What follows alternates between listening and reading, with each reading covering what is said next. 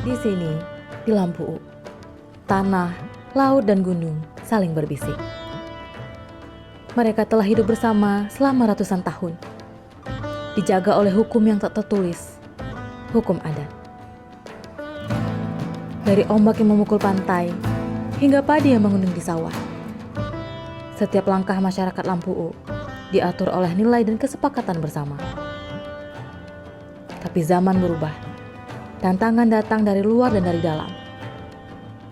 Adat yang dulu hanya dihafal, kini perlu ditulis, agar tak pudar, agar tetap menjadi pedoman. Inilah perjalanan kami menyusun kanun Nungke Mampu, sebuah warisan dari generasi untuk generasi.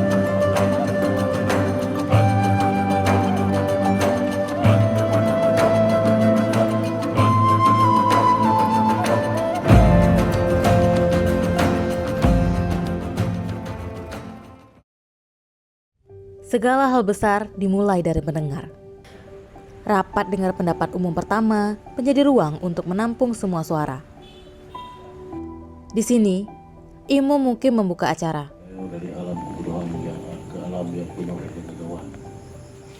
Hormatan kamu pertamalah kepada tim KAN yang telah hadir di tempatnya. Kemudian hormatan kamu kepada Ibu Haji, kepada bapak-bapak haji, kepada Ibu Nasa, serta kepada seluruh tokoh masyarakat dan kepada adik-adik Komar yang telah berhadir pada tempat yang baru ini. Yulfan menyampaikan arah dan tujuan. Para tokoh adat, perempuan, nelayan, petani, dan pemuda duduk bersama dalam satu lingkaran. Mereka bicara tentang laut yang harus dijaga, hutan yang perlu dilindungi, dan tanah yang harus diwariskan. Inilah awal perjalanan panjang dari kata-kata lisan menuju pasal-pasal hukum. Adat lahir dari akar, dari kehidupan sehari-hari masyarakat. Di setiap desa, kami duduk bersama. Di Menasah, di tepi sawah, bahkan di pinggir pantai. Para nelayan bercerita tentang aturan melaut dan sanksi bagi yang melanggar.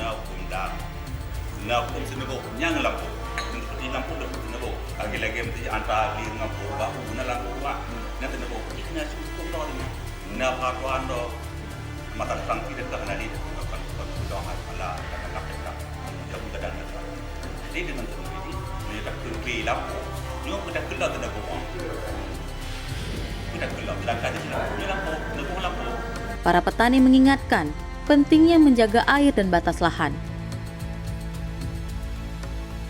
Pawang hutan berbicara tentang pohon yang tak boleh ditebang.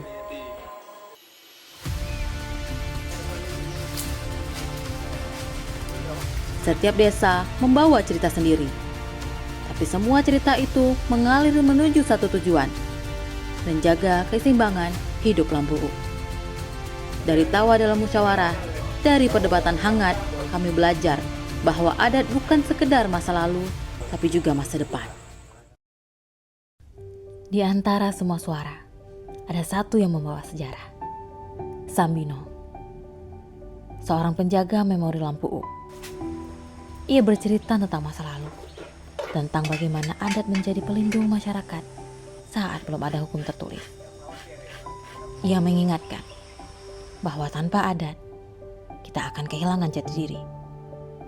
Dari mulutnya, mengalir kisah tentang laut yang tak pernah ikhlas janji, sawah yang memberi makan, dan hutan yang mengajarkan kesabaran. Bagi Sambino, kanun Mungkin Lampu adalah janji baru antara manusia, adat, dan tanah kelahiran. Nalun Maisarah, Lun di Gampung Menasah Masjid sebagai Wakil Ketua 1 PKK. Mbak Mukim, Lun merupakan Ketua Majlis Taklim Balai Mulinyo. Alahan tanyo memang orang Lampu orang gibar ramah-ramah. Ramah-ramah hijak jami. Berai jami kadang politik je hijak ubli. Yang ke lun tedik dah menyoi pegah apabila agli nyan adalah hutan lindung lun tedik tabak lun dari ubit kan lu dip ngambung lawang di lun dari ini kon Nek lun gejak wajib dek tahun 77.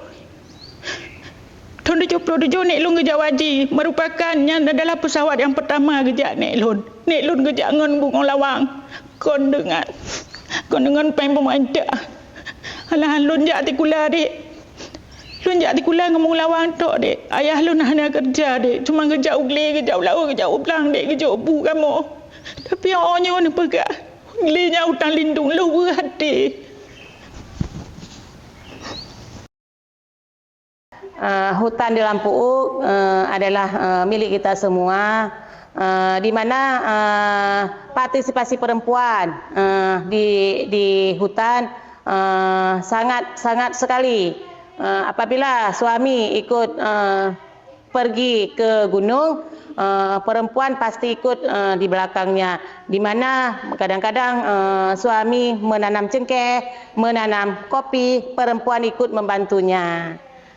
Karena dari hutan kita banyak hasil yang dapat diolah untuk memperoleh perekonomian yang lebih meningkat, di mana dari batang kopi bisa menjual hasil kopinya, dari cengkeh, batang cengkeh bisa menjual cengkehnya, dari pala bisa menanam jahe, juga durian. Banyak hasil yang kami dapat dari gunung kita selama ini. Di Lampu ini ada 3 musim, ada musim laut, ada musim sawah, ada musim gunung. Tapi kami kemungkinan besar semua warga yang banyak menghasilkan penghasilan dari gunung.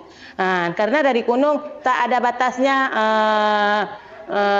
masanya. Kalau dari laut ada masa barat, tidak bisa ke laut, di mana ombak yang sangat besar dengan penghasilan yang sedikit kurang.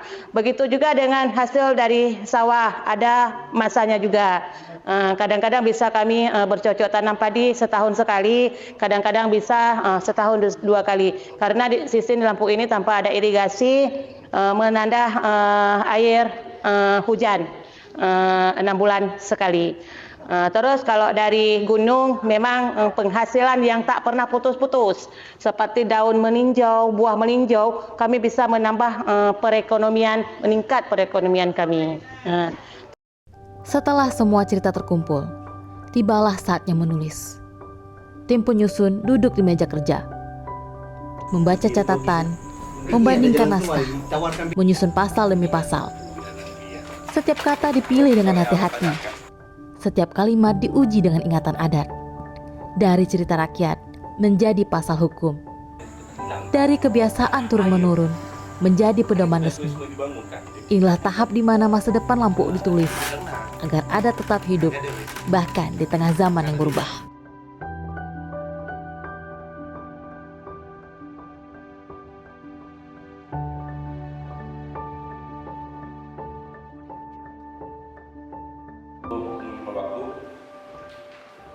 Dengan mengucapkan bismillahirrahmanirrahim, rapat dengar pendapat umum peraturan adat mungkin Mukim Malang dengan resmi dinyatakan dibuka dan terbuka untuk umum.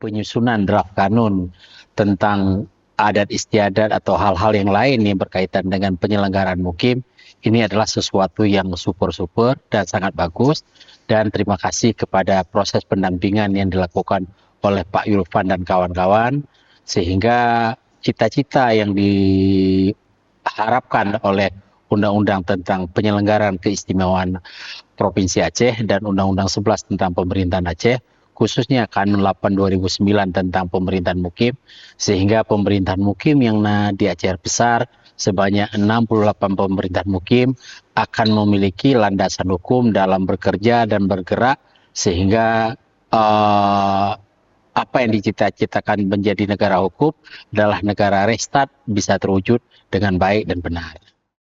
Kanun Mukim Lampu'u bukan sekedar dokumen. Ia adalah perjanjian antara masa lalu dan masa depan.